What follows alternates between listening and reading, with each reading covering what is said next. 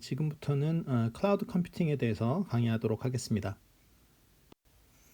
먼저 클라우드 컴퓨팅의 개념하고요. 그 다음에 클라우드 컴퓨팅의 등장 배경에 대해서 알아보겠습니다.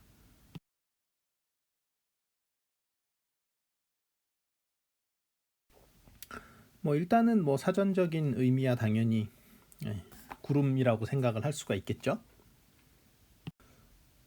물론 구름이라는 게 우리가 어디서나 IT 리소스를 쓸 수 있다라는 걸 잘 나타내주는 말인지는 잘 모르겠습니다만 기본적으로는 그러니까 우리가 여러분들이 어디를 가든지 간에 IT 리소스 즉 IT 자원을 여러분들이 갖고 싶다라는 거죠. 그러니까 내가 어디에 있든지 상관없이 컴퓨터를 쓰고 싶다라고 할 때 우리가 노트북 컴퓨터를 들고 다니는 건 어쨌든 컴퓨터를 들고 다니는 거잖아요. 이제 그걸 넘어서 들고 다닐 필요도 없는 거죠. 그렇죠? 그러니까 어디에 내가 가던 간에 어떤 클라우드 서비스의 계정이 있으면 우리가 거기서 이제 작업을 할 수 있게 되는 거죠.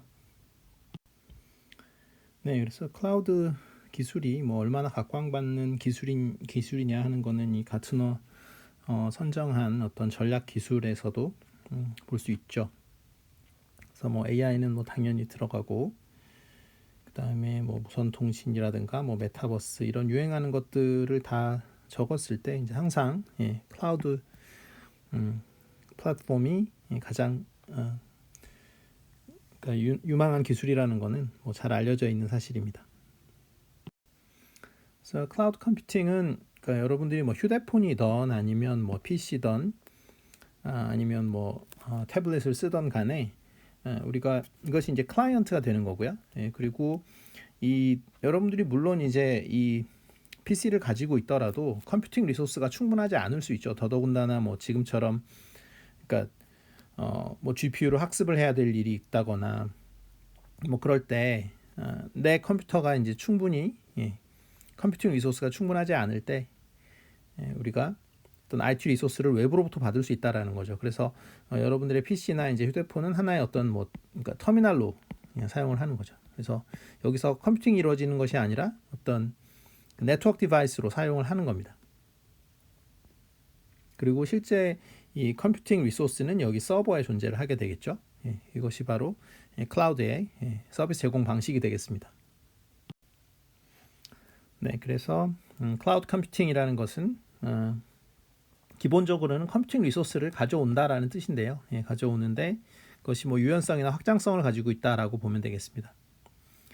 그래서 내가 컴퓨터를 실제로 가지고 있는 경우에는 어떻게 되죠? 그러니까 그 컴퓨터의 캐패시티만큼밖에 그러니까 일을 할 수가 없죠. 그렇죠? 내 컴퓨터가 가지고 있는 능력만큼만 일을 할 수가 있는데 클라우드 컴퓨팅을 사용하는 경우에 내가 물론 그것도 돈을 내는 만큼 쓸 수는 있습니다만 갑작스럽게 많은 컴퓨팅 리소스를 사용을 해야 된다. 예를 들면 배민 같은 데서 야식을 이제 먹을 때 그 시간대는 이제 주문이 폭주를 하게 되는데 어떤 특정한 서버를 가지고 있으면은 그 서버가 이제 이상을 일으킬 수도 있잖아요. 그러니까 서버 폭주를 해서 그러니까 너무나 많은 일을 우리가 맡길 수가 없게 되는데 그런 데서는 이제 당연히 클라우드 컴퓨팅을 써야 되겠죠. 왜냐하면 어떤 시간대에는 일이 하나도 없다가 그렇죠? 사람들이 거의 주문을 하지 않는데 어떤 특정한 시간에는 주문이 너무 많아지니까요. 그러니까 클라우드 컴퓨팅의 대표적인 예제가 되겠죠. 그래서 배민이 AWS를 사용한다든가 그렇죠? 아마존 그 웹 서비스를 사용을 한다든가 이런 것들이 이제 클라우드 컴퓨팅의 대표적인 예제가 되겠습니다. 그래서 좀 전에 말씀드렸다시피 클라우드 컴퓨팅의 특징을 보면은 확장성과 유연성, 그래서 사용자 서비스에 따라서 또는 시간에 따라서 컴퓨팅 자원을 우리가 탄력적으로 사용을 할 수 있게 됩니다. 그리고 사용자에게 요구되는 자원의 양을 이제 즉시 충족시킬 수 있겠죠. 왜냐하면 데이터 센터에 있는 서버의 그 어떤 컴퓨팅 파워는 굉장히 크기 때문에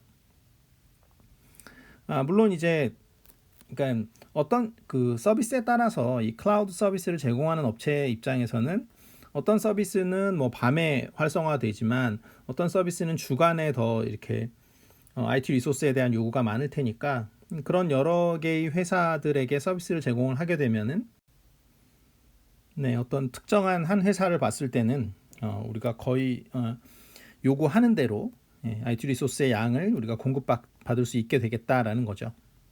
그래서 기본적으로는 이제 사용하는 만큼 비용을 지불하게 되겠습니다. 자, 그래서 뭐 기관별로 가트너든 아니면은 국립표준기술연구소든 간에 비슷하게 정의를 하고 있습니다. 그래서 뭐 확장 가능하고 탄력적인 IT 기능이 인터넷을 사용하는 외부 고객들에게 서비스 형태로 제공되는 컴퓨팅 방식 이런 것들을 우리가 클라우드 컴퓨팅이라고 하고요. 보시면은 뭐 언제 어디서나 이런 말들이 이렇게 들어가죠. 그래서 우리가 그러니까 꼭 자기 컴퓨터를 가지고 있지 않더라도 어떤 컴퓨터, 그러니까 인터넷에 접속을 할 수 있는 상태면은 언제든지 컴퓨팅 리소스를 액세스할 수 있게 하는 그러한 서비스를 우리가 클라우드 컴퓨팅 서비스라고 합니다.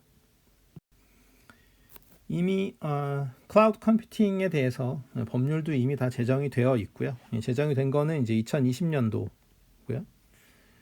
그래서 뭐 정보통신망을 통하여 뭐 신축적으로 이용할 수 있는 그런 정보 처리 체계를 의미한다 이렇게 나와 있습니다.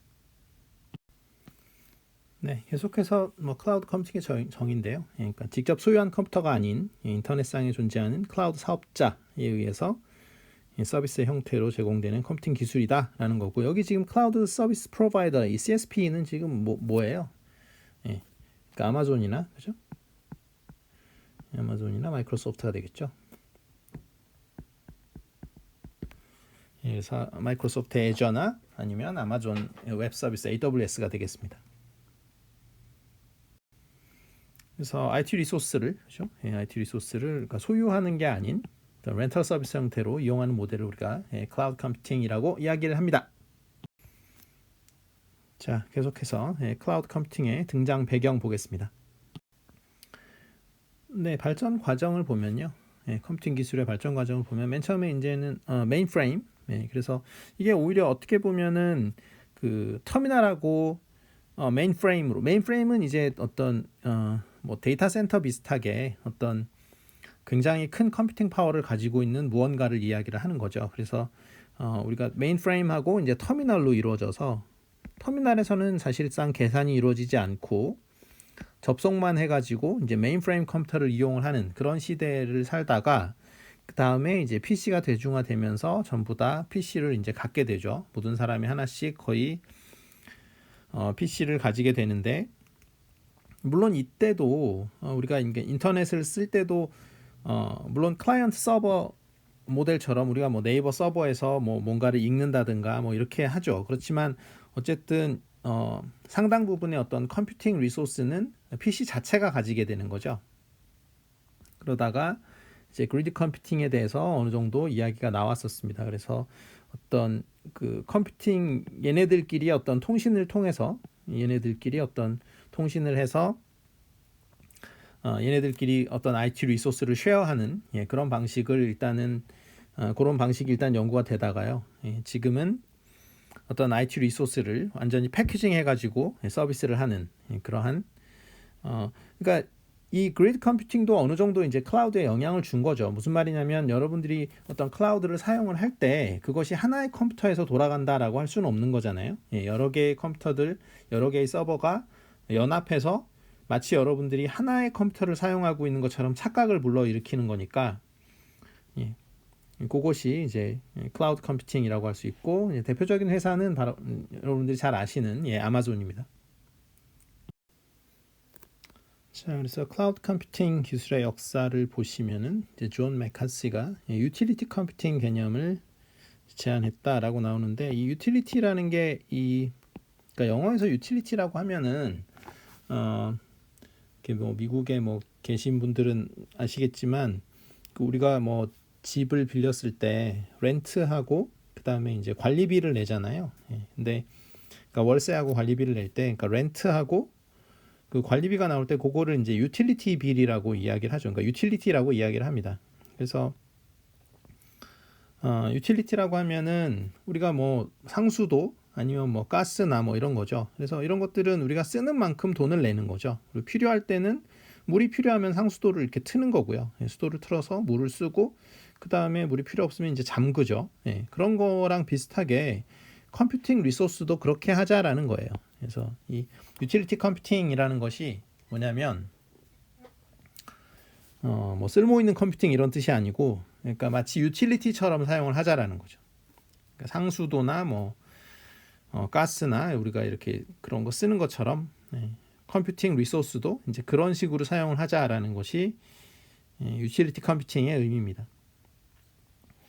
그래서 뭐 알파넷 이건 인터넷의 전신이 되겠죠. 그래서 네트워크 웹 기술이 이제 쭉 발전을 해가지고 결국 실제로 사용을 한 거는 이미 90년도가 들어와서죠. 그렇죠? 인터넷을 많이 사용을 하게 된 것은. 네, 그래서 가상화 기술 기반의 어떤 프로비저닝 서비스가 등장을 했다. 그러니까 이게 뭐냐면은 마치 사용자가 어떤 하나의 컴퓨터, 그러니까 굉장히 강력한 컴퓨터를 실제로는 거의 캐패시티가 무한에 가까운 그러한 컴퓨터를 가지고 있다라고 착각을 불러일으키는 기술을 이야기를 하는 거죠.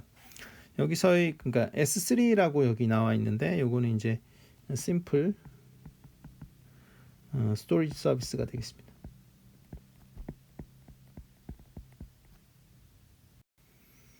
그러니까 일종의 그 파일 서버의 역할을 하는 그런 서비스가 되겠고요.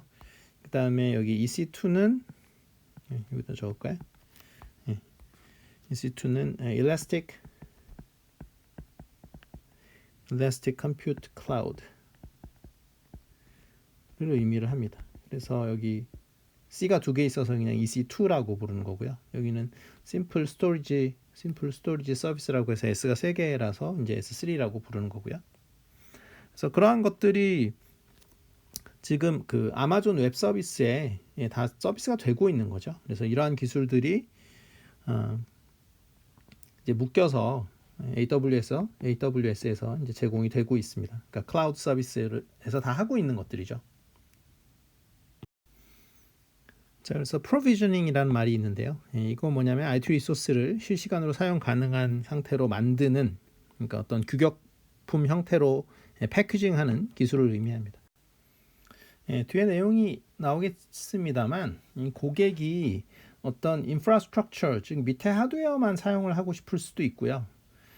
그 다음에 좀 더 이 데이터베이스라든가 이런 오브젝트 스토리지라든가 이런 것까지 사용을 하고 싶어 할 수도 있는 거거든요. 그래서 본인이 어디까지 짜느냐, 그러니까 이 인프라만 이용을 하고 대부분의 그 애플리케이션 프로그램을 본인이 직접 짤 수도 있고요. 그러니까 고객이 직접 프로그래밍을 할 수도 있고, 그렇지 않고 거의 애플리케이션 레이어, 그러니까 애플리케이션까지 이 레이어까지 전부 다 아예 사용을, 그러니까 클라우드에서 제공하는 걸 사용을 할 수도 있는 거죠. 그래서 그러니까 사용하는 레벨이 좀 달라지거든요. 고객의 요구에 따라서. 그러니까 어찌 됐건 고객의 요구에 따라서 그러한 IT 리소스들을 우리가 프로비저닝 해줘야 된다라는 거죠. 그러니까 패키징 해가지고 팔 수 있어야 된다라는 거죠. 그래서 밑에만 그 인프라만 이용을 하겠다라는 고객한테는 인프라만 제공을 하면 되는 거고요. 묶어서.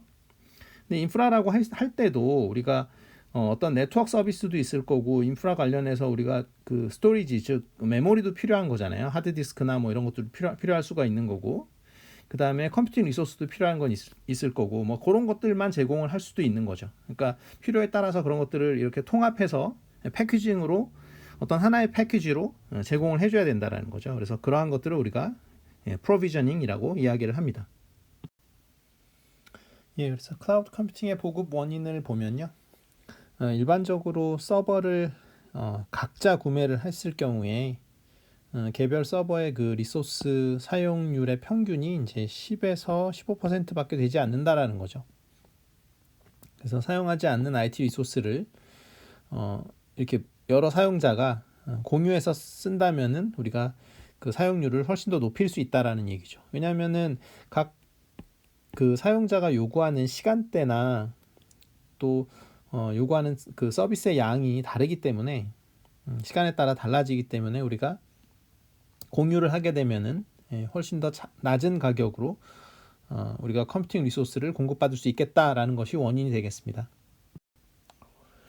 뭐 이유는 좀 전하고 비슷한 이유죠. 그러니까 비용 절감이 된다라는 거죠. 그래서 하드웨어가 이제 발전했고, 그 다음에 가상화 기술이라든가 여러 가지 그 소프트웨어가 또 발전을 했기 때문에 우리가 클라우드를 만들어서 사용을 하게 되면은 스토리지 비용이라든가 뭐 네트워크 비용, 그 밖에 뭐 관리하는 측면에서도 훨씬 더 도움이 된다라는 거죠. 일반적으로 그 컴퓨터가 적다고 해서 대수가 적다고 해서 우리가 그 메인티넌스 비용이 적게 드는 건 아니잖아요. 왜냐하면은 그 소위 말해서 우리가 어떤 기업을 가든지 간에 뭐 전산실에 사람이 이제 많이 있게 되는데, 뭐 컴퓨터에 고장이 자주 나던 안 나던 간에 어느 정도의 그 전산실 규모는 있어야 되는 거죠. 왜냐하면 갑작스럽게 큰 일이 생길 수 있으니까요. 예. 그런 걸 생각해 봤을 때에도 클라우드가 비용 절감의 측면이 있다라는 겁니다. 그다음에 보급 원인으로 또 보면은 이제 니치마켓 등 어떤 특화된 서비스를 제공하려는 트렌드의 변화로 새로운 서비스를 신속하게 개시해야 된다라는 겁니다.